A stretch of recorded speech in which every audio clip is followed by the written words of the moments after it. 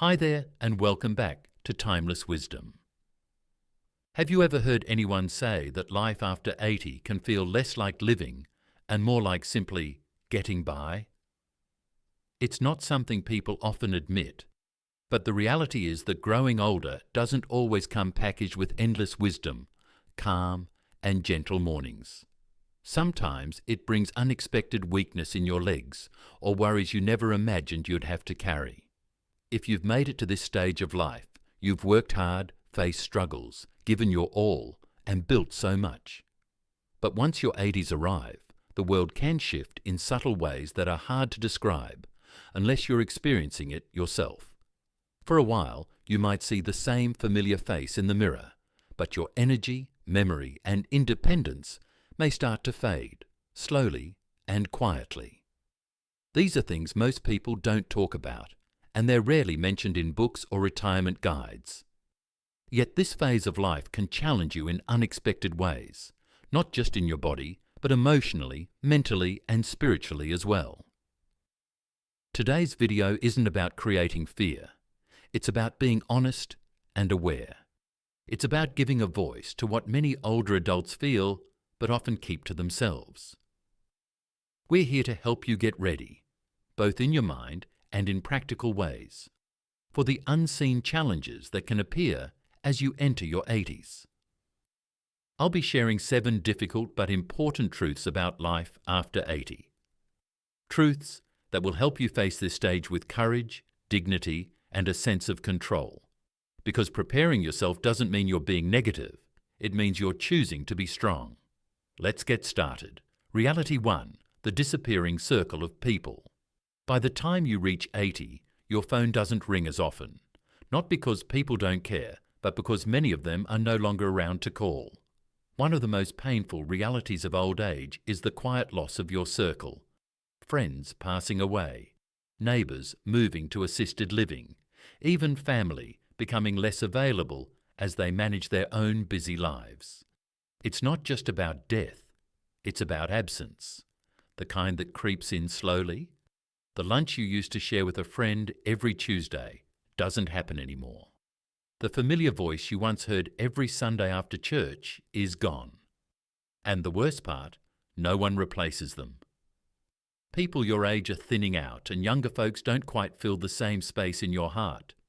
This shrinking circle doesn't just affect your schedule, it affects your spirit. Loneliness isn't just being alone, it's being invisible.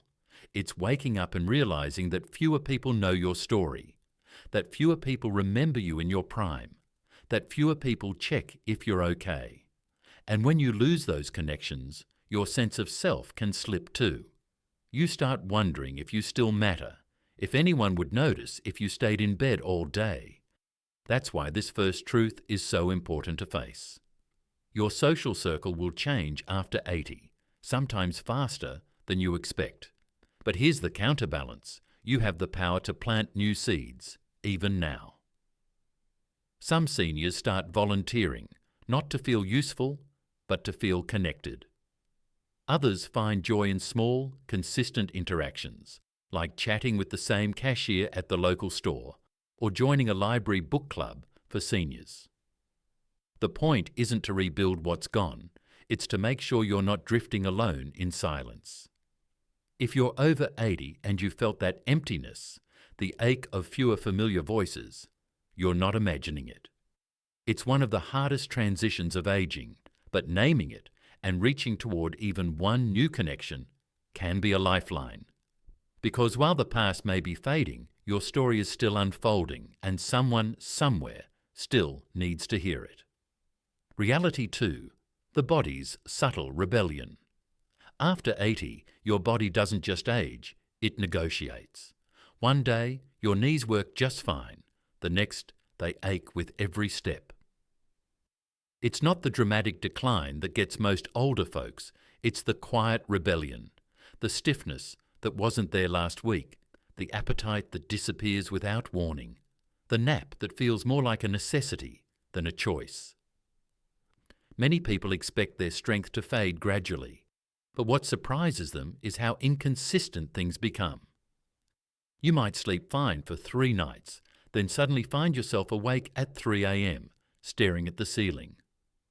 Or your digestion, which was always reliable, begins reacting badly to foods you've eaten your whole life.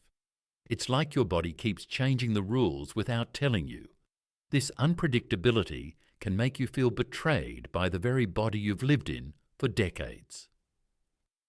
You start to wonder, is this a new normal or just a passing glitch? Should I see a doctor or wait it out? The not knowing wears you down. It's not just about pain, it's the emotional toll of not feeling steady in your own skin. And yet most people around you, especially younger ones, don't see it. You might look fine on the outside. You're still walking, still doing your chores, still cracking jokes. But they don't see how much energy it takes just to keep up that rhythm. They don't see the internal adjustments you're making, how you plan your errands around your good hours, how you skip meals just to avoid heartburn, how you sit down not because you're tired, but because standing makes your legs tremble. The hardest part is that this subtle breakdown doesn't stop, and it doesn't always follow a pattern. One day you feel young again, and it gives you hope. The next day you feel older than your age, and that hope slips. It's not weakness, it's the reality of the body working harder to maintain the same functions. You're still you, but now you need to listen more carefully, move more gently, rest more often. But here's something that helps. Routines, even simple ones. Drinking warm water first thing in the morning, stretching gently before bed, going outside for sunlight even if just for 10 minutes. These little actions remind your body that you're still on its side, that you're not giving up, you're adjusting. And that's the quiet strength of aging well, not in resisting change, but in learning how to move with it. If you're still watching this video and finding these insights valuable, please comment number 2 below to let me know you're here. And if you haven't subscribed yet, I recommend you subscribe and turn on the bell so you don't miss any videos. Your support helps us continue creating good content to inform and inspire you. Now let's move forward. Reality 3. The shrinking circle of people. After 81 of the hardest truths to face is this. Your circle gets smaller. Sometimes it happens slowly, other times all at once. Friends you used to call weekly stop answering. Neighbours you shared coffee with move away or pass away. Even your own family, the ones who once needed you for everything, suddenly seem busy with their own lives. It's not always that people mean to pull away. Life just changes. Your children become grandparents themselves. Their time gets eaten up by jobs, grandkids, their health, their stress. And while they still love you, the phone calls become less frequent, the visits more rushed, the sense of belonging fainter. At first, you might tell yourself it's temporary, they're just busy this month. But weeks stretch into months. Birthdays go by with only a short text. Holidays feel quieter. You find yourself reminiscing more, replaying old conversations, holding on to memories because new ones are harder to come by. There's also the social shift that comes with aging. Maybe you don't drive at night anymore. Maybe it's harder to hear in loud places. Maybe getting up and dressed for a gathering takes 3 times as much energy as it used to. So even when there are opportunities to connect, you hesitate. You want to go, but you weigh the cost, and many times the cost feels too high. This creates a dangerous loop. The less you connect, the more invisible you begin to feel. And the more invisible you feel, the easier it is for others to overlook you. It's not intentional, but it's real and it's painful. One woman named Sandra, 84, shared that the loneliest part of her day wasn't being alone. It was realizing that no one was expecting her call, no one was waiting for her to show up, and when she missed an event at her local community centre, no one even noticed. But here's what's important. Shrinking circles don't mean disappearing lives. You don't need a crowd to feel connected. 1 or 2 meaningful relationships, someone you can laugh with or just sit in silence with, can be enough. Sometimes that means reaching out even when it feels awkward, writing a letter instead of waiting for a call, saying yes to a neighbour's invitation even when you'd rather stay home. It also helps to give your presence where it's needed. Mentor someone younger. Volunteer if you're able. Share your stories. You may feel like no one's listening, but someone is, and your life experience can be the anchor they need. Growing older doesn't mean becoming irrelevant, but staying visible does take effort. And it begins by remembering that while your circle may be smaller, your value hasn't shrunk at all. Reality 4. The burden of outliving others. There's a quiet kind of pain that comes with outliving the people you love, and after 80, this becomes more than just a possibility. It becomes a pattern. You don't just say goodbye to one person, you say goodbye again and again. To friends who knew your childhood, to siblings who shared your parents, even to your own spouse, the one you thought you'd grow old with forever. It's not just loss, it's the sheer weight of carrying all those memories alone. You find yourself the last one remembering a funny moment from 1963, the only one who still knows the story behind the dent in the garage door. There's no one left to say, "Remember when?" and have them nod with that same knowing smile. This kind of loneliness is different. It's not just about having no one to talk to. It's about realizing that no one else remembers your life the way you do, that no one else has your history, that the cast of characters in your story has thinned, and you're left on stage with fewer familiar faces in the audience. You might also feel a kind of guilt, not the kind tied to wrongdoing, but survivor's guilt. You start wondering why you're still here when others aren't. You replay decisions, think about missed calls. You carry questions you can't answer. And that grief?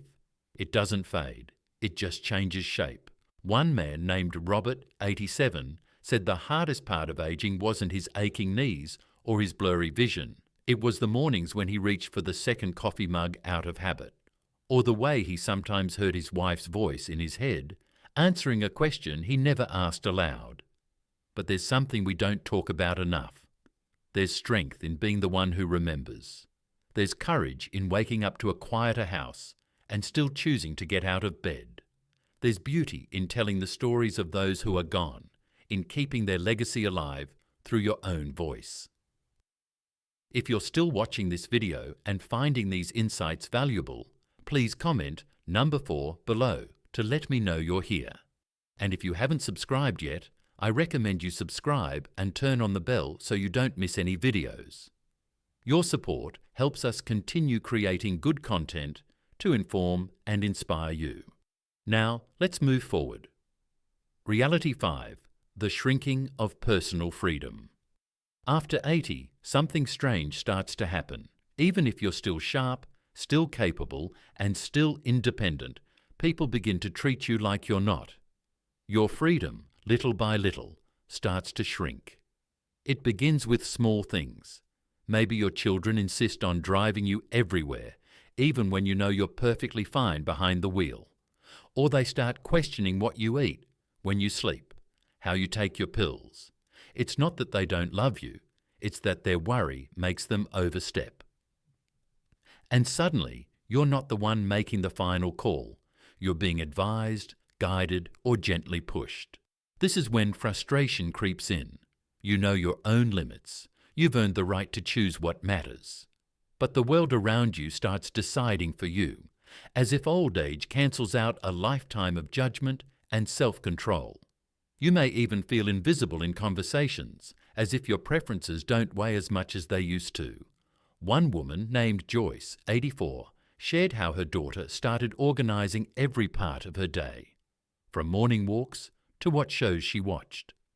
It came from love, but it made her feel like a child. Joyce said she felt like her independence was being slowly erased, not because she couldn't function, but because others assumed she couldn't. This is one of the quiet battles of aging, the struggle to hold on to your agency in a world that means well, but doesn't always listen. It's not about being stubborn, it's about dignity, about still having a say, about being asked, not told. But here's the part that matters.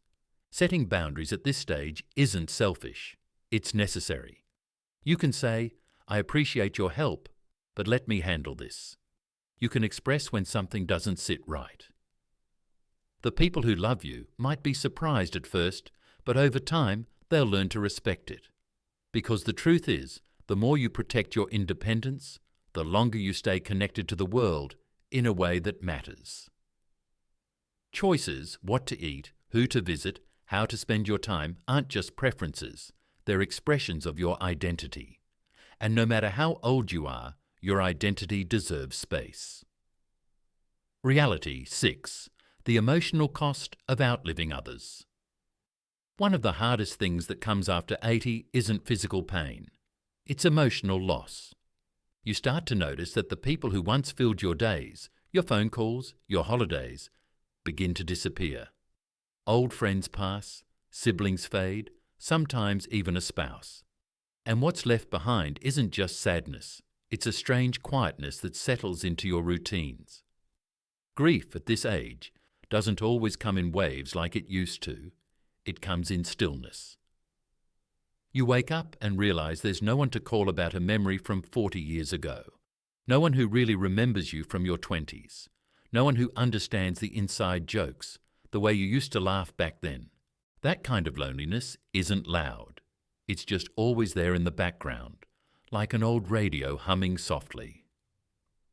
For many, this leads to a sense of being unanchored, like you're floating in a world that keeps moving forward while pieces of your past quietly vanish. And no one teaches you how to mourn that. No one prepares you for how much strength it takes just to keep showing up, smiling, eating, engaging, while carrying all that invisible weight. I remember a man named Charles, 87, who said, "I've been to more funerals in the last 5 years than I can count, and every time a little piece of my life goes with them." That's a feeling a lot of people carry. They don't talk about it, not because they don't feel it, but because it's become a part of life. And yet, here's what keeps many people grounded: the decision to keep opening up to new people, even with the risk of more goodbyes, to keep finding reasons to laugh, to celebrate, to invite someone over for coffee even if they're 30 years younger. Because staying connected isn't just a way to pass time, it's a way to stay alive on the inside. So if you're going through this right now, don't be ashamed of the sadness. Don't pretend it's not heavy. Just know that there's still space for joy, even if it comes in new forms with new faces. Let the grief walk beside you, not stop you. That's how you keep going. If you're still watching this video and finding these insights valuable, please comment number 6 below to let me know you're here. And if you haven't subscribed yet, I recommend you subscribe and turn on the bell so you don't miss any videos. Your support helps us continue creating good content to inform and inspire you. Now, let's move forward. Reality 7. Facing your own fragility with grace. After 80, one of the most humbling things you'll come to terms with is your own fragility. Not just in your bones or muscles, but in everyday things you used to take for granted. Tying your shoes, getting out of a low chair, holding a cup steady. It's not that you feel old every moment. It's that every small stumble, every minor ache, reminds you that the body has limits now that weren't there before. And that realization, if you let it, can shake your confidence. It can make you second-guess going for walks alone, traveling, even cooking a meal. You begin to plan your day based not on what you want to do, but what you can safely do.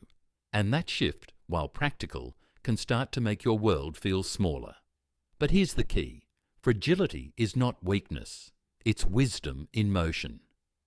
It's your body telling you to move more carefully, to listen more closely. It's your life reminding you that you've been strong for so long, and now the strength is in adjusting with grace. I once met a woman named Nancy, 84, who said something I'll never forget. "I don't mind that I need a cane now. I earned it. It's a reminder that I've walked a long, meaningful road, and I'm still going." That mindset, that's everything.